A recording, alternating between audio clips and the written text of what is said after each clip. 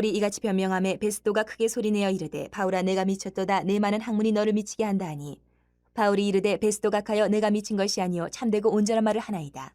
왕께서는 이 일을 아시기로 내가 왕께 담대히 말하노니 이 일에 하나라도 아시지 못함이 없는 줄 믿나이다. 이 일은 한쪽 구석에서 행한 것이 아니니이다.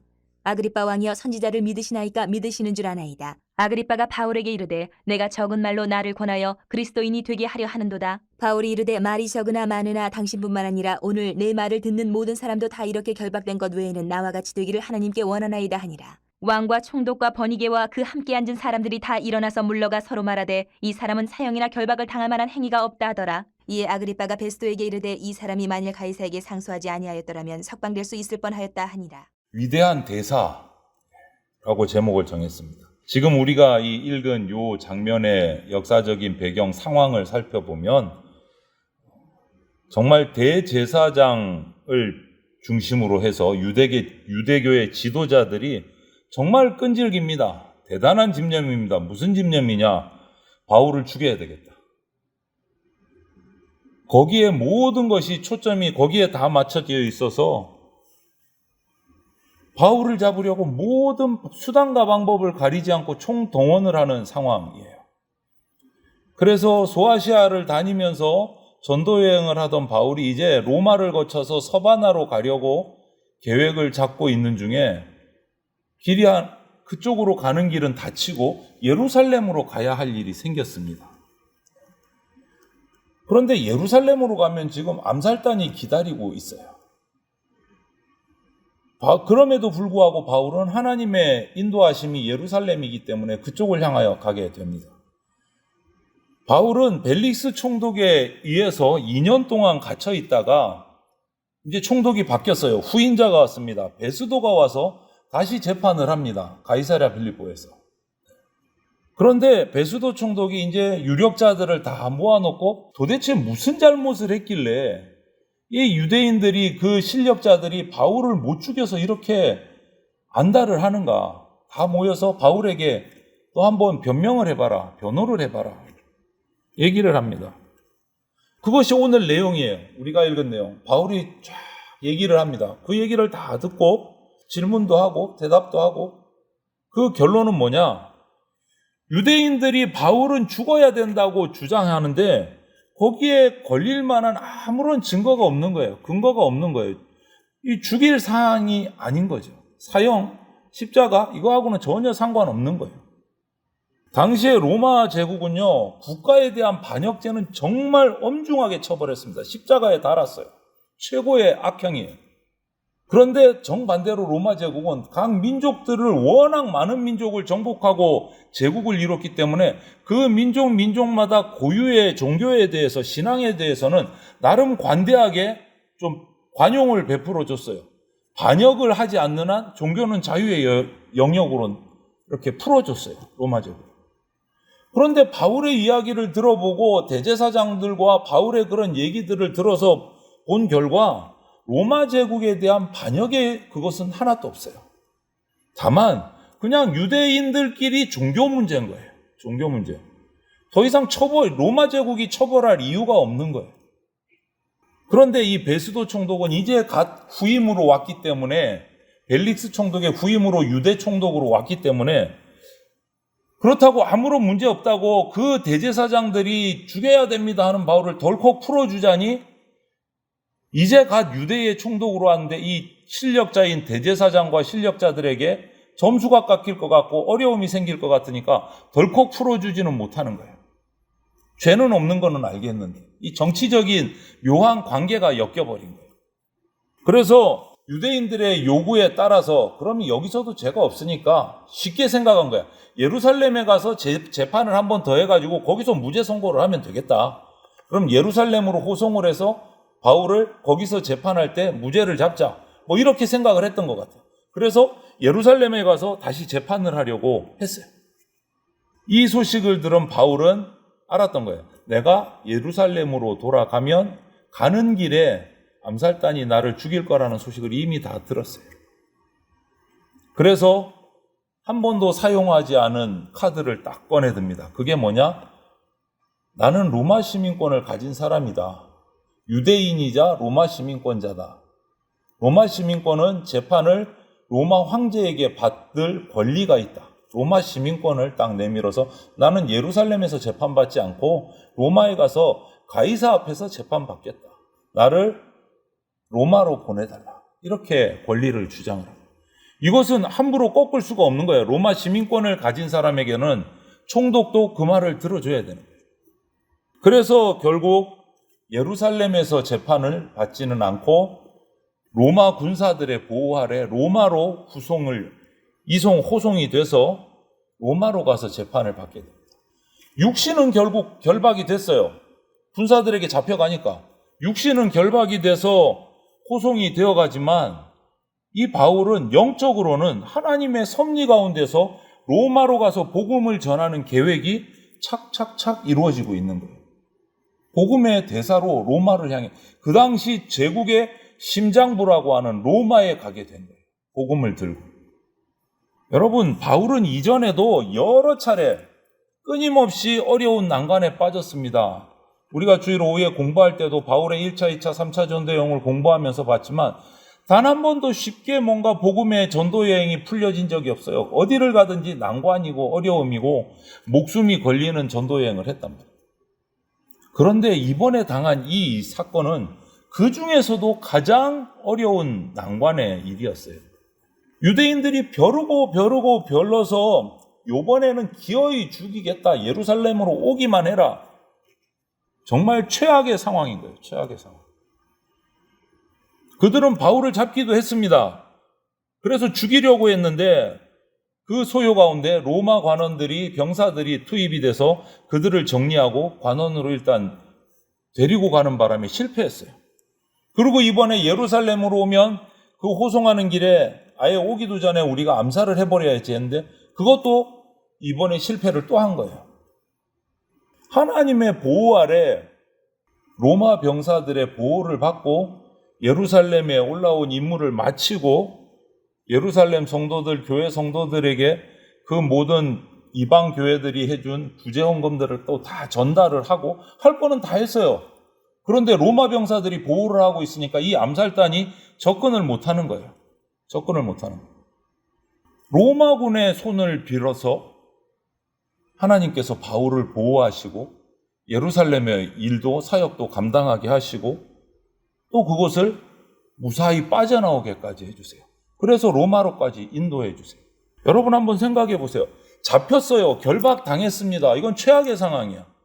마음대로 움직이지도 못해요. 자유롭게 다니지도 못해요. 그런데 또 암살단이 나가자니 노리고 있어요. 그런데 그 모든 것을 해결하는 건 뭐냐? 그 당시 그 지역을 통괄하고 있던 로마 제국이에요. 그 로마 제국은 자신들이 하나님께 쓰임받는 것도 몰랐던 거예요.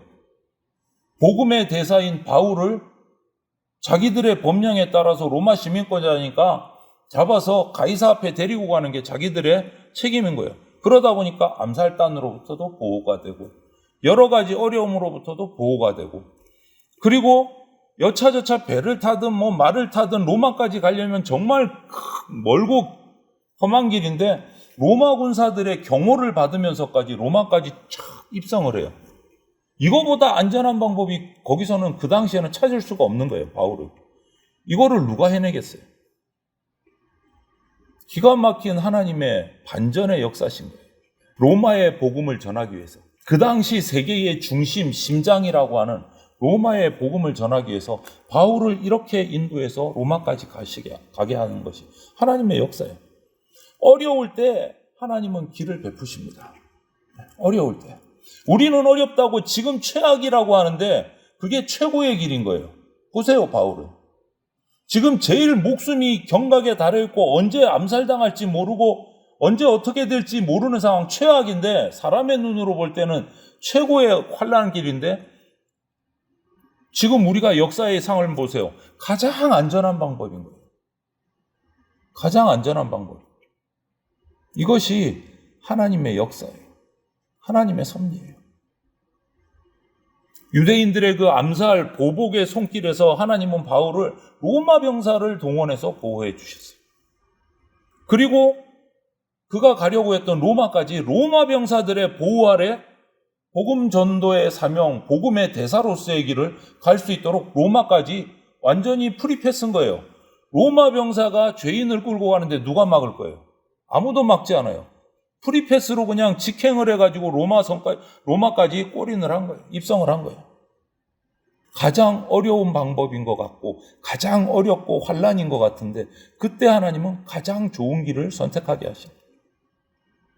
이것이 복음 전도자, 복음을 맡은 자에게 주시는 하나님의 기가 막힌 섭리예요. 기가 막힌 섭리. 다른 사람 같았으면 낙심할 겁니다. 잡혔어요. 로마로 잡혀가요. 죽을지 살지 앞날이 불분명합니다. 막다른 길이에요. 그런데 바울은 자기의 소망이 나는 로마에 가서 복음을 전해야 된다. 사명의 길로 알고 감사하게 그 순종해서 로마 병사들과 함께 가는 겁니다. 여러분, 바울이 로마로 가는 이 로마행 전도 여행은 이 복음 전파에 우리 기독교 역사에서 정말 대단히 중요한 핵심 포인트가 되는 사건이에요. 로마로 가서 복음을 전했다. 여러분, 바울이 복음을 전하고 싶을 거예요. 모든 사람에게 전하고 싶을 거예요. 그 당시 바울의 사명은 어땠을까요? 로마 황제에게도 전하고 싶었을 거예요. 근데 로마 황제 어떻게 만날 수 있어요? 아무나 만나줍니까? 아니요. 안 만나줍니다. 로마 시민권으로 내가 황제 앞에서 재판을 받겠다 하니까 어쩔 수 없이 황제가 나와야 되는 거예요. 로마 시민이니까. 황제 앞에서 재판 받습니다. 그런데 무슨 얘기합니까? 복음 전합니다. 자기 변호하는 게 아니고 복음을 전해요. 황제에게. 그로 인해서 로마는 결국은 기독교 국가가 돼요. 위대한 포인트예요. 기독교 역사에서 바울이 로마로 간 것은. 위대한 포인트. 바울은 오늘 본문에도 나왔지만 결박당한 몸입니다. 아그리파 왕에게 끌려나가서 변증의 기회를 얻었습니다. 그런데 자기를 변호하는 것이 아니고 그 왕 앞에서 예수 그리스도를 전합니다. 예수 그리스도를 전합니다. 자기 변호해서 살 생각 없어요. 이 찬스에 복음 전해야 된다. 나 사는 것보다 복음을 전하는 게 이 귀족들에게, 로마 사람들에게, 황제에게 복음 전하는 게 급하다. 자기 변호는 없고 예수 그리스도를 전합니다. 그 앞에 서서, 재판정에 서서. 얼마나 담대합니까? 얼마나 철저한 사명자입니까? 얼마나 기가 막힌 그리스도인입니까? 우리가 정말 그리스도인이라면 저와 여러분들이 이런 오늘 바울의 모습을 보면서 감탄해야 돼요. 감격해야 돼요. 어쩌면 이럴 수가 있을까? 이런 생각들이 우리 가운데 들어와야 됩니다. 이 바울의 모습을 보면서. 그리고 뿐만 아니고 로마까지 가는 그 긴 여정 가운데서도 배를 타고 풍랑을 만나고 이 여정 가운데서도 우리 한번 사도행전과 읽어보세요. 그 도중에 머무르는 지역마다 손이 결박당한 죄인의 상황임에도 불구하고 결박당한 채로 그 지역 사람들을 만날 수 있는 기회만 생기면 만나서 복음을 전합니다. 결박당한 채로 복음을 전해요. 그런데 어떤 결과가 나옵니까? 그 사람들이 결박당한 죄인의 모습인 바울의 복음을 통해서 회심을 하는 거예요. 예수님을 만나는 거예요. 그 수들이 점점 늘어나는 거예요. 그 모습을 누가 봤습니까? 바울을 호송하던 로마 병사들이 봤어요. 그 현상을 본 거예요. 그 기적을 본 거예요. 자기들이 결박해서 로마로 이송하고 있는 그 사람의 말들을 무슨 말인지는 모르지만 듣고 사람들이 변하는 거예요. 그리스도인이 되는 모습을 본 거예요. 이제는 풍랑을 거쳐서 또 파선이 되고 이런 과정들, 그 가운데 바울의 그 행동들, 복음 전하는 것들을 보면서 로마 군사들까지도 바울을 존경하고 따르게 됩니다. 로마 군사들조차도. 여러분, 바울의 이런 모습을 볼 때 우리는 이 바울이라는 인물이 얼마나 철두철미한 예수 그리스도의 전도자, 종이었는가를 알 수가 있어요. 그냥 바울 하는 게 아니에요. 와, 대단하다. 그냥 바울 하는 게 아니란 말이에요. 그의 인생을 살펴보면 자기는 없어요. 오로지 자신을 통해서 예수 그리스도가 나타나요. 바울은 자신의 인생에서 인간적인 시각으로 바울의 인생을 바라보면 그 대단한 능력자가, 그 대단한 스펙을 가진 사람이, 그 대단한 학문을 가진 사람이 왜 이렇게 불행하게 살까? 암살의 위험을 받으면서 돌에 맞아서 죽기까지 하면서 핍박을 당하면서 왜 이렇게 살까? 정말 불행의 연속이에요. 인간적인 관점에서 바라보면. 그런데 바울은 그것을 예수 그리스도로 말미암아 행복으로 바꿔버려요. 세상이 볼 때는 불행하다 하는 인생을 바울은 하나님 앞에서 행복한 인생으로 바꿔요. 창조적인 인생을 산 거예요. 여러분, 위기를 기회로 만드는 사역자가 바울이에요. 위대한 대사라고 붙인 이유가 거기 있는 거예요. 바울은 기회를 놓치지 않습니다. 유대인을 만나든지 이방인을 만나든지 예수 그리스도 복음을 전합니다. 천한 사람을 만나도 어려운 사람을 만나도 지위가 높은 심지어 가이사를 만나도 착한 사람이나 악한 사람이나 만나는 대로 예수 그리스도를 증거하는 것이 바울의 삶의 목적이에요. 무슨 얘기를 시작했어요? 대화를 시작했어요.